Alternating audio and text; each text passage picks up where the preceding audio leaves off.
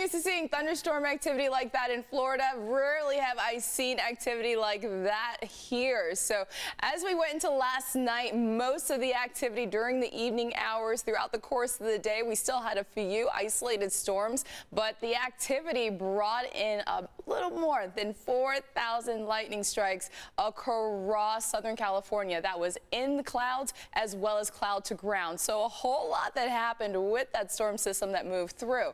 Now let's go ahead and examine a little bit more about that low. So it developed as a cutoff low just towards the southwest of us on Sunday. We started to have the heat because we had high pressure that was in the area. That was the case going into the weekend. Dry conditions, warm conditions. And then on top of that, moving in was this area of low pressure that was tapping into a lot of moisture around it. You're talking about sea surface temperatures that are warmer than usual, even 90s across the Gulf of California. So tapping into that moisture, sending it in our direction, the heating of the day yesterday. I looked out and saw all that sunshine and I went, uh-oh.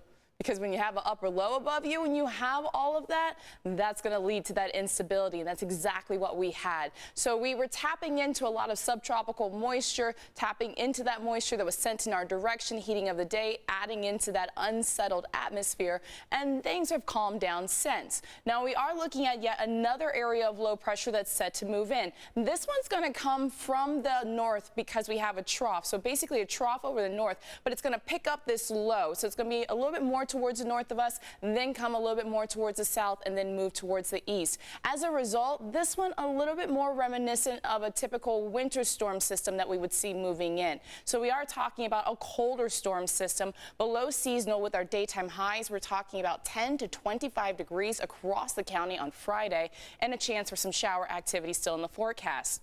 That's going to start as early as late Thursday all the way into Friday. You're talking about potentially a quarter to a half an inch for the coast and inland valleys, potentially up to an inch of rainfall, and that would be right along the coastal mountain slopes. Strong gusty winds, gusts up to about 50 miles per hour, really favoring the mountains and the desert. As I said, something a little bit more reminiscent of a winter storm system that we would see, or one we would start to see around the middle of November. The low is going to move out, and that's going to make for a drier weekend forecast. Taking a look at that 8-day, we're back into the 60s.